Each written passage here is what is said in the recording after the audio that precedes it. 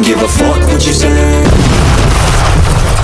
So yun, good morning, good afternoon, and good evening po muli. Ito muli ang inyong lingkod, Batang LU. And guys, mega love shoutout po sa inyo lahat ng mga solid Kalingap supporters. And ganun na rin po sa aking mga subscribers. And ang pag-uusapan natin ngayon guys ay mga sari-saring mga issues na mga pangyayari po nung birthday ni Biancy po nung kanyang debut. Dahil medyo may kaunting may mga issue na hindi naman dapat palakihin. Kaya lang, hindi na napigilan guys. At ito nga at mismong si Kalingap Rab, meron na rin po siyang comment dyan.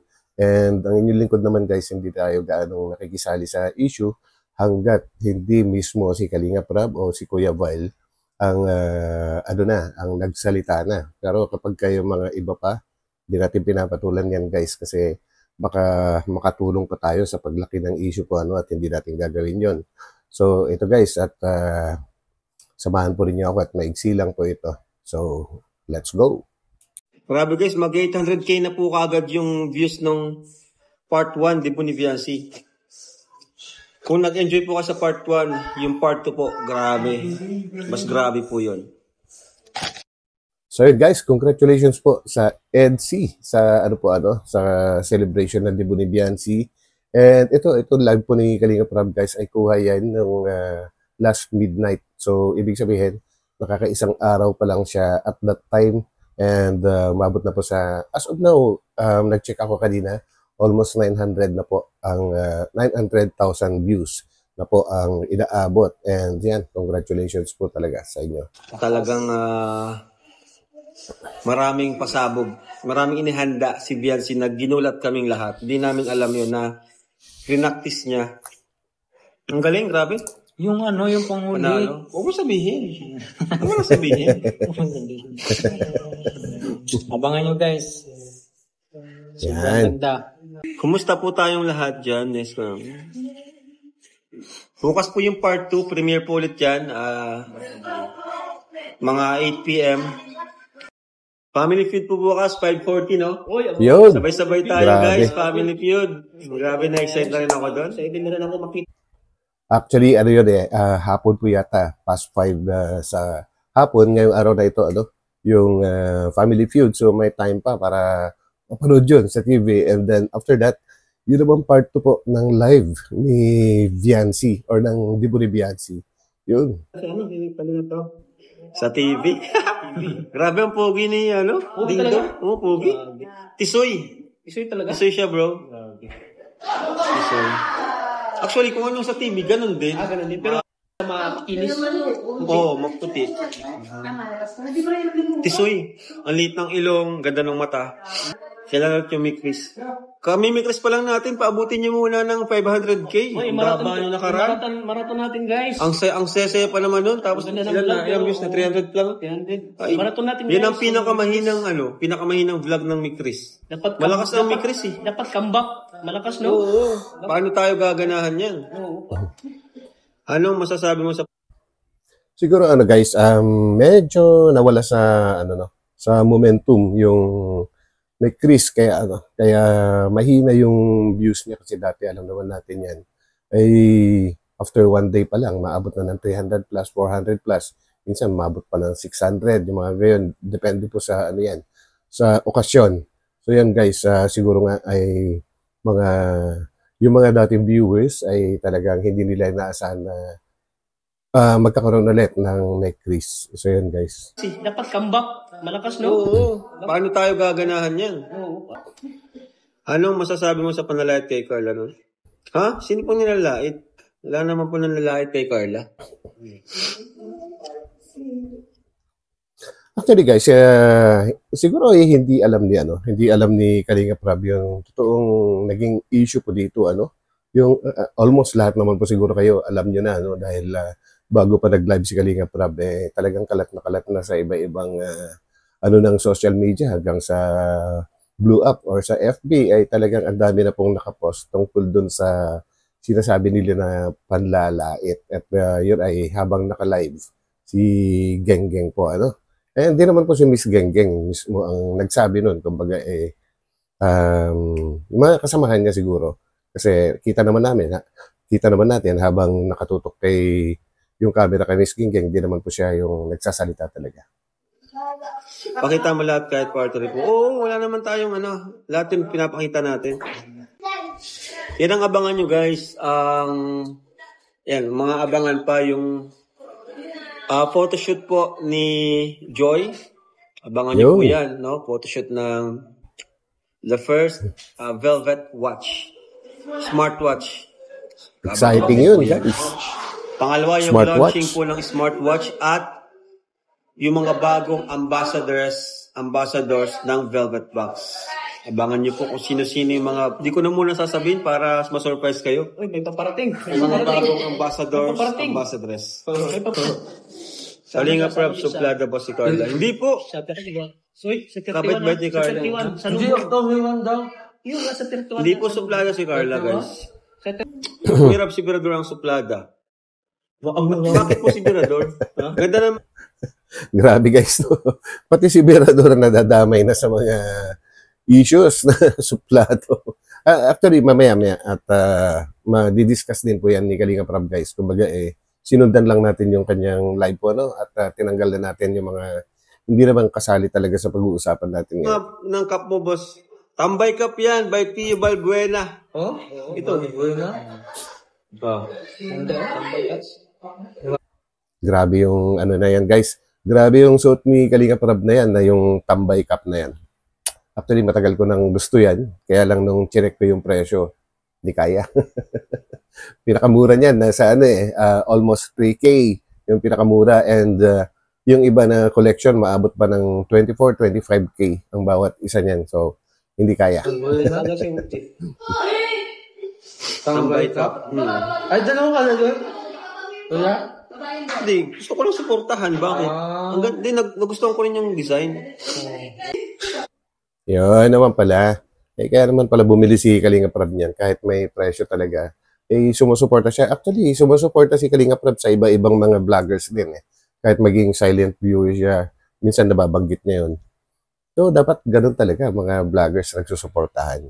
Huwag niyo pong gawa ng issue. Napakalit naman na bagay naman yan. Yan na.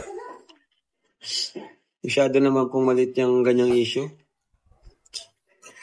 Mabuti, kumbaga, ang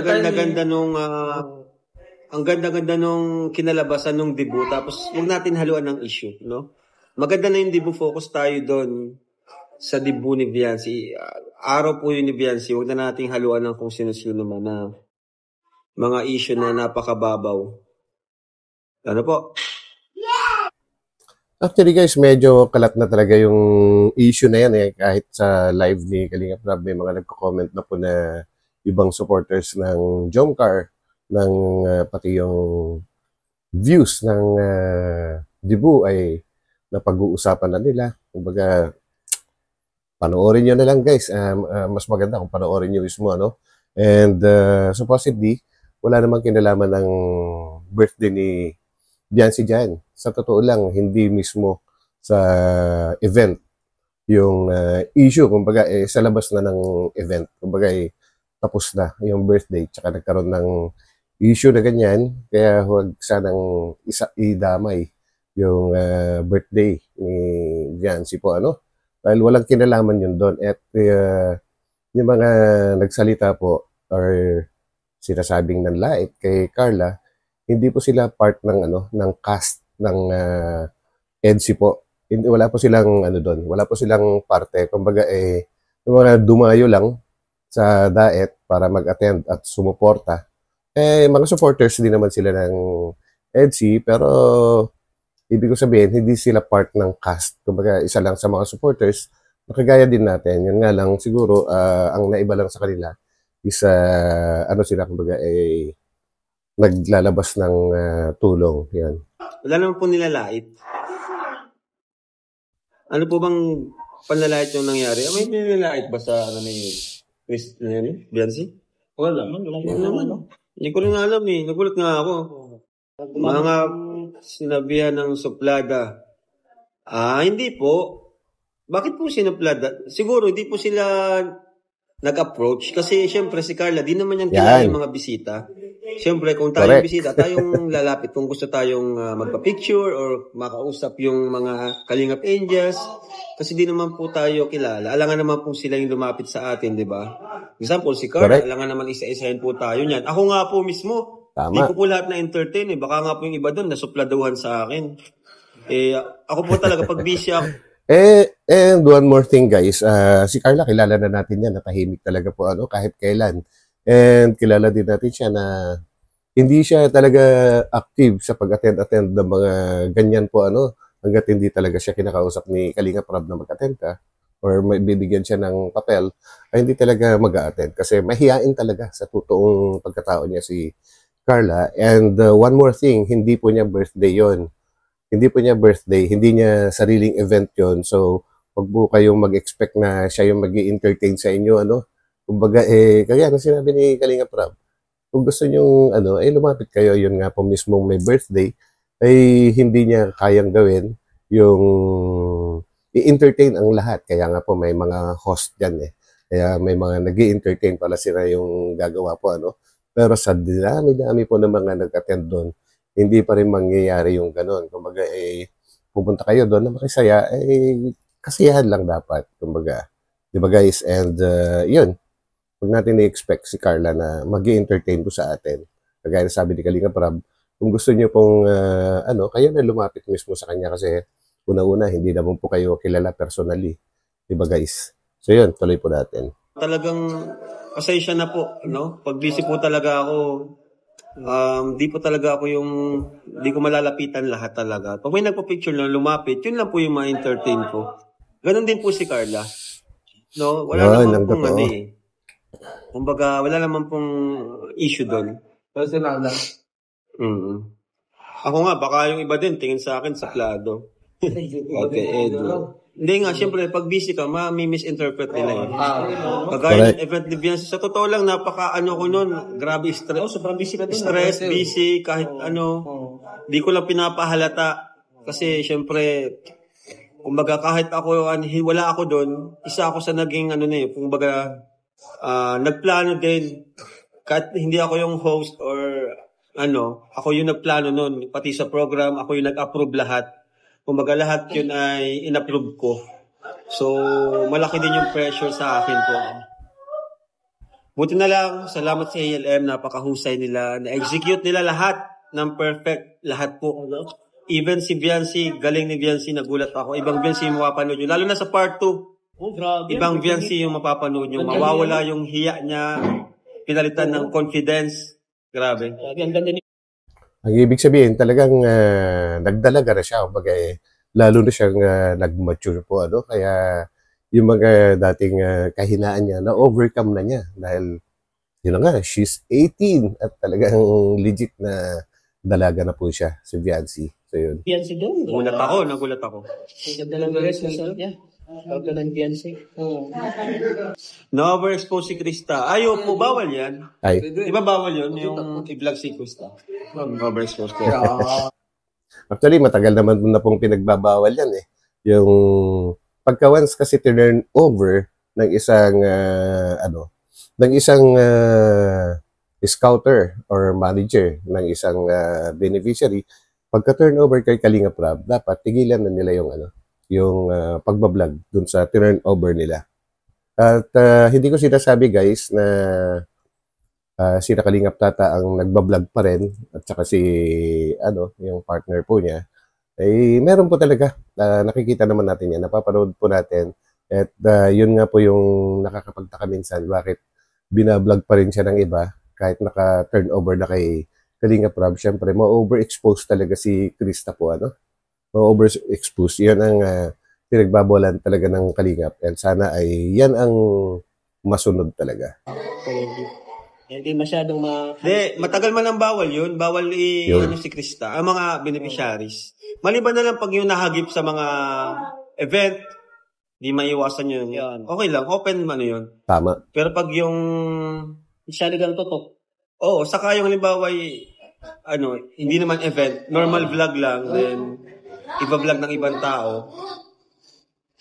Bawal po yun, Yan. So, malaking reminder po yan sa inyo na patuloy na nagbablog kay Krista kahit tinurn over na yan kay Kalinga Prab. So, tigilan nyo na yan para hindi naman mo overexpose. Malaking epekto po yan. Nakabawasan po ng magiging views ng mga vlog kay, kay Krista. Yung talagang halos araw-araw na lang, siya yung pinag-uusapan. Siyempre, mauumay din po yung mga viewers kapag kaganyan, no? Yun po, guys. Nag-sorry na po si Miss Genggeng. Bakit po nag-sorry si Miss Genggeng? Si Miss Genggeng ba yung nagsabi? Actually, guys, nabasa ko po yung post ni Miss Genggeng na yun, no? Na siya na yung nakikiusap. Kumbaga, siya na po yung humarap sa nangyari na yun. Although, hindi naman po siya talaga yung mismo nagsabi. Nasa video po yan na kumakalat na hindi po siya yung nagsalita po, ano?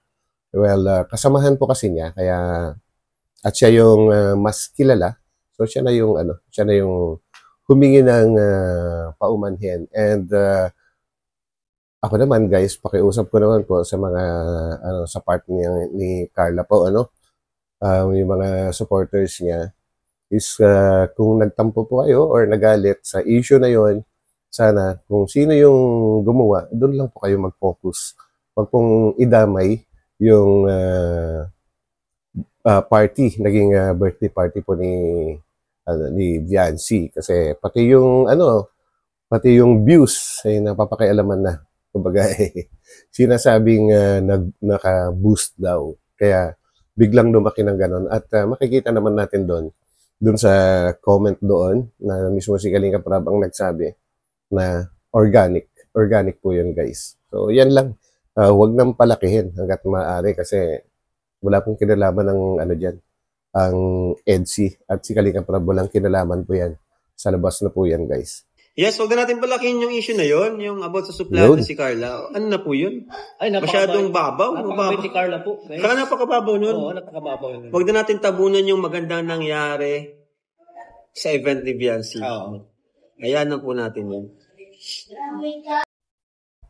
And one more thing, guys, kung si Carla siguro ang tatanungin nyo kung galit siya or nagtampo siya sa issue na yan, malamang tawanan lang kayo ni Carla kasi si Carla, malawak po ang pangunawa niyan. Kaya nga po siya tumagal at sumikat bilang isang beneficiary dahil yun ang isa sa mga pinakamagandang sa mga pag-uugali po niya, yung mapagpakumbaba, maunawain. So yan, at malawak po yung kanyang pang-intindi. Kaya pagtatawanan lang ni Carla yan kasi hindi naman alam niya sa sarili niya mismo na hindi siya ganoon. Isa lang ang alam ko kay Carla, mahiyain. Yun lang po. Mahiyain lang. So yun, guys, maraming salamat po sa inyo sa pagsama sa akin sa maiksing update na ito and kita-kita po tayo ulit sa aking susunod na upload. So pansamantala, paalam po muna. Bye.